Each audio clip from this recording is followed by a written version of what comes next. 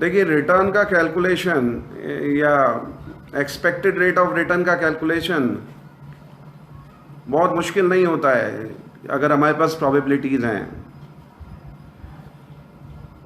दूसरा एरिया जो हमें देखना है वो देखना है रिस्क का। देखिए, सिक्योरिटी एनालिसिस की बात करें तो दो तरह के रिस्क होते हैं, यानी टाइप ऑफ रिस्क की बात करें तो रिस्क या तो सिस्टमेटिक होता है या तो फिर वो अनसिस्टमेटिक होता है। देखिए, systematic risk is a kind of risk which is common, यानी ये रिस्क अगर है तो ये सबके लिए है, ये पूरी इकोनॉमी के लिए है, ये हर इंडस्ट्री के लिए कॉमन हो सकता है, ये हर कंपनी के लिए भी कॉमन हो सकता है। अगर कोई रिस्क अनसिस्टमेटिक रिस्क है तो वो यूनिक है, यानी इंडस्ट्री स्पेसिफिक भी हो सकता है, कंपनी स्पेसिफिक भी हो सकता है। देखिए, अभी जो समय चल रहा है जहां पे पूरे देश में लॉकडाउन है, तो कोरोना का जो रिस्क है ये सिस्टमेटिक रिस्क है, because this risk is affecting whole range of activities in the nation. हर इंडस्ट्री पे इफेक्ट डाल रहा है, चाहे वो एविएशन इंडस्ट्री हो, चाहे वो टूरिज्म हो, चाहे वो रियल एस्टेट हो, चाहे वो फास्ट मूविंग कंज्यूमर गुड्स हो, चाहे वो एग्रीकल्चर हो, या चाहे वो फार्मास्यूटिकल हो। यानी कोरोना का अगर रिस्क है तो इसे सिस्टमेटिक रिस्क इसलिए कह रहे हैं because this risk is common to the whole market, और you may say whole economy. In this case, because this is pandemic, this risk is common to the whole world. So this could be the perfect example of systematic risk. देखिए, अगर बात करते हैं security analysis में, तो security analysis के case में systematic risk तीन तरह के होते हैं।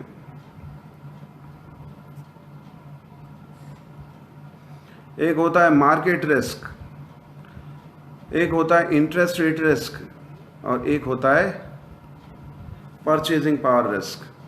देखिए, मार्केट रिस्क की जब हम बात करते हैं, देखिए कई बार हमने कोटेशन सुना होगा म्यूचुअल फंड्स के, अगर कोई एडवर्टीजमेंट आते हैं और बहुत तेजी से बोला जाता है mutual funds are subjected to market risk, please read the offer document carefully before investing. यानी वहाँ पे बात की जाती है कि जो म्यूचुअल फंड्स हैं, जिन्हें comparatively safe Avenue of investment माना जाता है, वो भी मार्केट रिस्क से पीड़ित रहेंगे। यानी market risk is related to the perception of the investors. किसी कारण से अगर इन्वेस्टर्स का, किसी कारण से अगर बायर्स का, सेलर्स का, या economy as a whole perception change हो जाता है तो ये मार्केट रिस्क बन जाता है। जब भी परसेप्शन चेंज आता है तो उसका इफेक्ट पड़ता है बाइंग एंड सेलिंग पे। अगर सिक्योरिटीज मार्केट में हम बात करते हैं तो शेयर का वैल्यूएशन या मार्केट प्राइस ऑफ शेयर या सिक्योरिटीज बाइंग और सेलिंग पे डिपेंड करती है। तो अगर किसी कारण से बाइंग एंड सेलिंग पैटर्न पे या परसेप्शन ऑफ इन्वेस्टर्स में चेंज आता है तो ये रिस्क कोई कंपनी स्पेसिफिक रिस्क नहीं होता है और ये मार्केट रिस्क बन जाता है, और इससे कोई भी कंपनी या कोई इंडस्ट्री अछूती नहीं रहती है। इस तरह दूसरा रिस्क है इंटरेस्ट रेट रिस्क। देखिए, जब भी आरबीआई बैंक रेट बढ़ाता है तो लोन्स महंगे हो जाते हैं। देखिए, इसमें दो चीज़ें समझने की हैं। इंटरेस्ट रेट में अगर चेंज आएगा तो इकोनॉमिक एक्टिविटीज़ में भी चेंज आएगा। देखिए, दो तरह के चेंज हैं। पहले तो इंटरेस्ट रेट बढ़ेगा तो हो सकता है फिक्स डिपॉजिट्स पे रिटर्न्स बढ़ें और ज़्यादातर इन्वेस्टर स्टॉक मार्केट की जगह इन्वेस्ट करना चालू कर दें बैंक्स में या फिक्स्ड इंटरेस्ट सिक्योरिटीज़ में। इसका मतलब है अब लोग शेयर्स में इन्वेस्ट करने में इंटरेस्टेड कम है। इसका दूसरा इफेक्ट इंटरेस्ट रेट बढ़ने का आएगा इंडस्ट्रीज पे, जहाँ पे उन्हें लोन महंगा मिलेगा।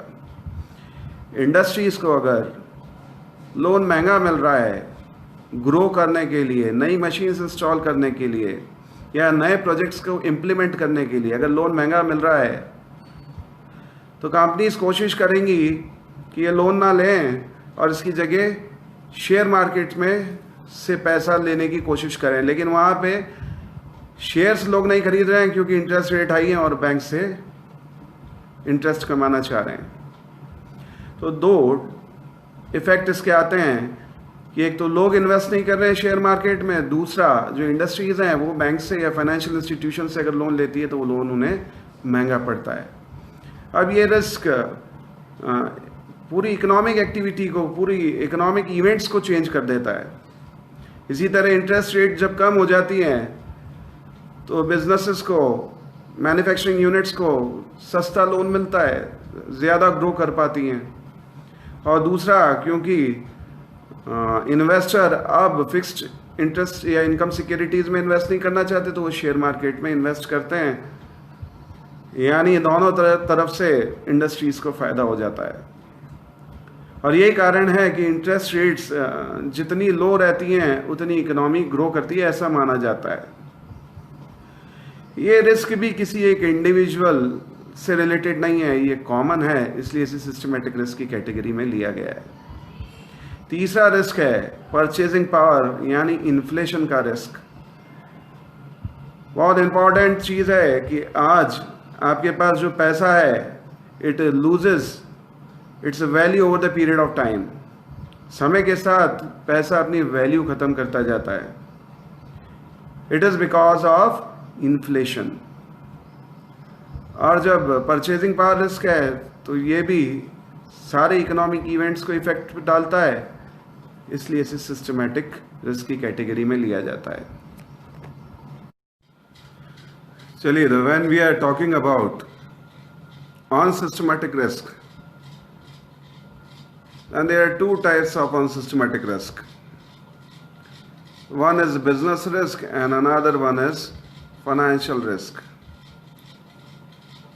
एक और रिस्क होता है जिसे डिविजिबिलिटी के कॉन्टेक्स्ट में भी लेते हैं, जब हम सिक्योरिटीज़ मार्केट में शेयर किसी इंडिविजुअल कंपनी का खरीदते हैं, बेचते हैं, लेकिन उसकी बात बाद में करेंगे जब उसकी ज़रूरत लगेगी। यहाँ पे अनसिस्टमैटिक रिस्क समझना बहुत इंपॉर्टेंट है। देखिए, अनसिस्टमैटिक रिस्क एक ऐसा रिस्क है which is unique to a particular person. ये वो रिस्क है जो कॉमन नहीं है, किसी एक कंपनी से रिलेटेड है। अब अगर ये रिस्क उस कंपनी के साथ है तो ज़रूरी नहीं कि दूसरी कंपनी के साथ भी इस तरह का कोई रिस्क एसोसिएटेड हो। देखिए, बात करें अगर बिजनेस रिस्क की, तो कुछ चीज़ें हम फाइनेंशियल मैनेजमेंट में पढ़ चुके हैं। Business risk is related to the operations of business. ऐसे कह लीजिए, जब हम ऑपरेटिंग लीवरेज निकालते हैं तब बिजनेस रिस्क के बारे में कहीं ना कहीं डिस्कशन ज़रूर होता है फाइनेंशियल मैनेजमेंट में। देखिए, ऑपरेशन से मतलब है कि जो भी ऑब्जेक्टिव है बिजनेस का, मान लीजिए कुछ मैन्युफैक्चर करने का और उसे बेचने का, तो इससे रिलेटेड उस कंपनी के जो भी ऑपरेशंस है उससे कहीं ना कहीं एसोसिएट करता है ये रिस्क। अब इसका एक सिंपल सा मतलब है, ये रिस्क इफेक्ट डालता है ईबिट पे, earning before interest and tax, अगर फाइनेंशियल मैनेजमेंट के कॉन्टेक्स्ट में इसे देखा जाए। यानी कंपनी की अर्निंग पे इसका सीधा इफेक्ट आता है। अब वो कौन से रिस्क हो सकते हैं जो कंपनी की अर्निंग पे डायरेक्ट इफेक्ट डालें? एक रिस्क तो सिंपल सा ये होता है कि अगर आप प्रोडक्शन नहीं कर पाते हैं, प्रोडक्शन नहीं कर पाएंगे तो सेल्स नहीं कर पाएंगे, या दूसरा होता है कि प्रोडक्शन हमने कर लिया, हम सेल्स नहीं कर पा रहे हैं। देखिए, सेल अगर नहीं कर पा रहे हैं तो उसका रिस्क सिस्टमेटिक भी हो सकता है। मान लीजिए इकोनॉमी में डिमांड ही नहीं है और सारी इंडस्ट्री उससे जूझ रही है, लेकिन हम किसी कारण से प्रोडक्शन नहीं कर पा रहे हैं, हमारी इंडस्ट्री की दूसरी कंपनीज अच्छा प्रॉफिट अर्न कर रही हैं, तो हो सकता है कि जो प्रोड्यूस हो रहा है वो भी, उसकी क्वालिटी भी कॉम्पिटिटिव क्वालिटी ना हो। अब किस तरह के रिस्क हो सकते हैं ये, मान लीजिए, क्योंकि ये कंपनी स्पेसिफिक है, आपके जो वर्कर्स हैं they are not happy. If they are not happy and they have their union, they may go for strike. अगर स्ट्राइक होती है तो उसका सीधा इफेक्ट आता है प्रोडक्शन पे, आउटपुट पे। तो अगर किसी कंपनी में किसी इशू को लेके स्ट्राइक है तो उस कंपनी की यूनिक प्रॉब्लम है, यूनिक रिस्क है। अब यहाँ सिस्टमेटिक रिस्क में की दो कंडीशन होनी ज़रूरी है। पहली चीज़ तो ये कंपनी स्पेसिफिक होना चाहिए, दूसरा ये अवॉइडेबल होना चाहिए। अवॉइडेबल कैसे है भाई? आप अपने मजदूरों को खुश रखें, वो स्ट्राइक पे नहीं जाएंगे, दिक्कत नहीं आएगी। और रिस्क हो सकता है कि मान लीजिए मशीनरी ब्रेक डाउन होता है, उस वजह से प्रोडक्शन रुक जाता है, प्रोडक्शन कम होने की वजह से सेल नहीं होती है और उसका इफेक्ट आता है ईबिट पे। तो यहाँ पे आप अपनी मशीन्स को मेंटेन कर सकते हैं, ड्यू मेंटेनेंस कीजिए उनकी, प्रोडक्शन पे इफेक्ट नहीं आएगा। यानी ऐसा कोई रिस्क जो कि आपकी अर्निंग पे इफेक्ट डालता है, लेकिन आपकी कंपनी, आपका कंपनी स्पेसिफिक रिस्क है, at the same time avoidable है, तो अनसिस्टमेटिक है। तो बिजनेस रिस्क को हम के इशू को हम डिस्कस कर चुके हैं फाइनेंशियल मैनेजमेंट में, और बहुत इंपॉर्टेंट एस्पेक्ट है। इसे ओवरलुक करके कोई भी कंपनी ग्रो नहीं कर सकती। लेकिन एक इन्वेस्टर जब देखता है तो सिर्फ एक कंपनी को नहीं देखता है। अगर वो रैशनल इन्वेस्टर है तो पोर्टफोलियो बनाता है और कई कंपनीज के स्टॉक अपने पोर्टफोलियो में रखता है। उस केस में अगर किसी एक कंपनी में स्ट्राइक है, इसका मतलब ये नहीं कि सारी कंपनीज में स्ट्राइक हो। तो पॉसिबली एक पोर्टफोलियो क्रिएट करके वो इन्वेस्टर इस रिस्क को समहाउ मैनेज कर सकता है। चलिए, अनसिस्टमेटिक रिस्क की कैटेगरी में दूसरा रिस्क है फाइनेंशियल रिस्क। फाइनेंशियल रिस्क की बात जब हम करते हैं तो हमें वापस फाइनेंशियल मैनेजमेंट में देखना पड़ेगा कि वहाँ पे हम फाइनेंशियल रिस्क कैलकुलेट करते हैं या फाइनेंशियल लीवरेज कैलकुलेट करते हैं। इसका मतलब डेट इक्विटी रेशो जो हमारी कंपनी का है वो डिसाइड करेगा कि किस तरह का ये रिस्क है और किस एक्सटेंट तक ये सिस्टमेटिक है या अनसिस्टमेटिक है। देखिए, हर कंपनी का अपना कैपिटल स्ट्रक्चर होता है based on their nature of business. उनके नेचर ऑफ बिजनेस के अकॉर्डिंग उनका अपना डेट इक्विटी रेशियो है, उसके अकॉर्डिंग उनका फाइनेंशियल लीवरेज होता है और फाइनेंशियल रिस्क उसी पे डिपेंड करता है। मान लीजिए आपके कैपिटल स्ट्रक्चर में कोई भी फिक्स्ड इंटरेस्ट लोन्स नहीं है, या फिर यानी डेट आपके कैपिटल स्ट्रक्चर में नहीं है, तो कोई फाइनेंशियल रिस्क नहीं है। अगर कंपनी ऐसी है जो पूरी तरह से इक्विटी ओन्ड कंपनी है तो उसके केस में फाइनेंशियल रिस्क नहीं होता है। अगर ऐसी कंपनी है जिसका डेट इक्विटी रेशो है तो फाइनेंशियल रिस्क होगा। इसी तरह ऐसी कंपनी है जो अपने ऑपरेशंस के लिए फिक्स्ड ऑपरेटिंग कॉस्ट लगती है जहां पे, तो वहां पे बिजनेस रिस्क भी होगा। तो कुछ ना कुछ बिजनेस और कुछ ना कुछ फाइनेंशियल रिस्क तो हर कंपनी के केस में होता ही है। लेकिन डिपेंड करता है कि हम कितना बिजनेस रिस्क ले सकते हैं और कितना फाइनेंशियल रिस्क ले सकते हैं। ये कंपनी का अपना खुद का परसेप्शन हो सकता है या उसके नेचर ऑफ बिजनेस के अकॉर्डिंग हो सकता है। कंपनी अगर ऐसी है जिसका source of income somehow regular है या सोर्स ऑफ रेवेन्यू रेगुलर है, यानी ऐसी कंपनी है जो ऐसा प्रोडक्ट बनाती है जिसकी प्रोडक्ट लाइफ साइकिल बहुत लंबी है, ज़्यादा है, तो उसके केस में बिजनेस रिस्क लेना